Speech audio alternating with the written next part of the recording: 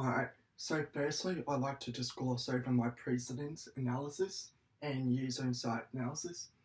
So, firstly, I have located that there are two different cultures, one's scenic and one's active. Um, Both have various sort of movements along the site.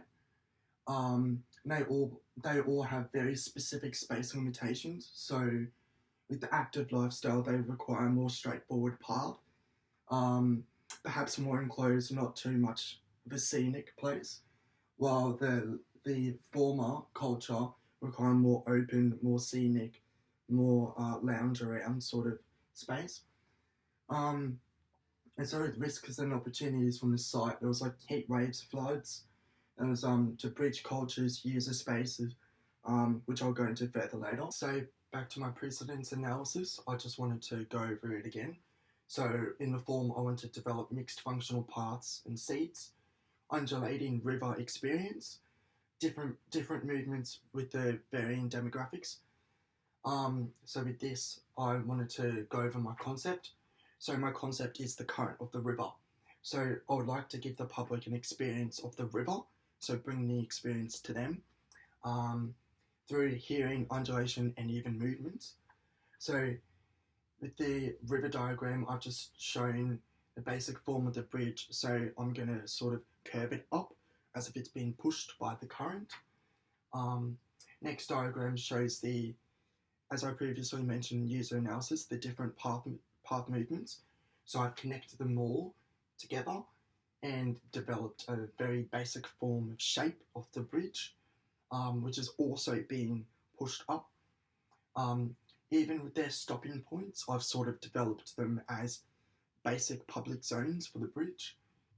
With this next diagram, I just wanted to show the basic form, the sort of last iteration, to see like it's so harsh and angular because of the torrential current of the river. It's very angular, it's very disjointed, it's not very flowy, very soft. Just over here, I wanted to talk about the marina design. So I've got it curved up along the current of the river and also allows easier access of the boats to enter and exit.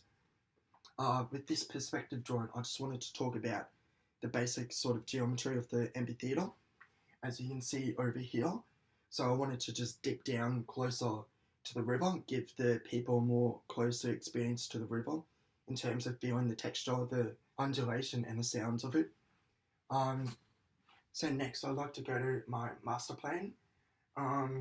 So as you can see, I've utilised shading elements and the basic form of the bridge.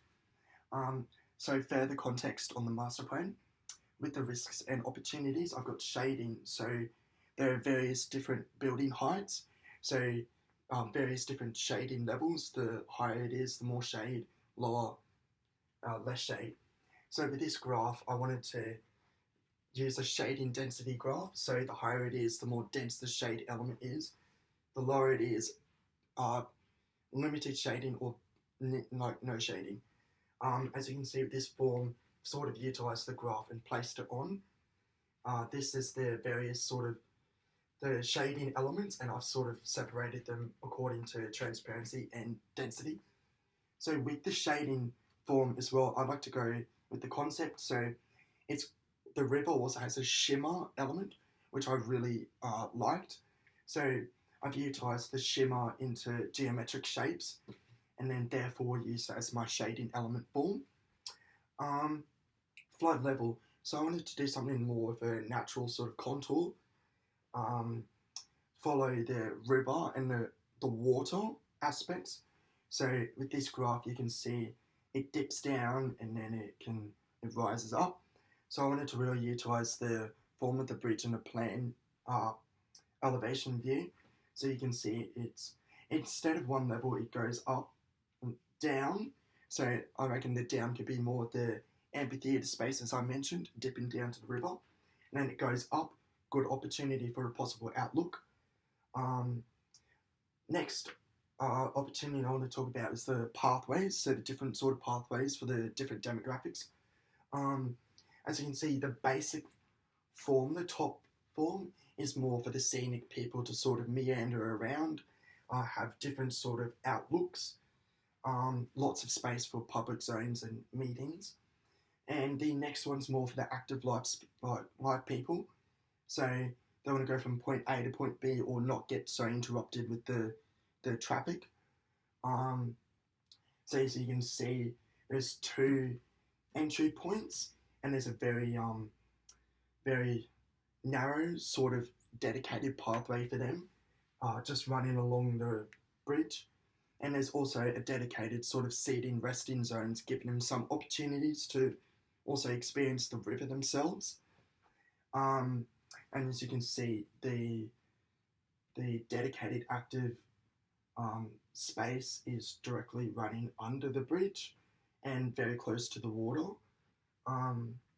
while the scenic sort of route is uninterrupted by them, and it's like above them, so they both don't sort of clash and interrupt each other. Thank you so much for listening to my presentation.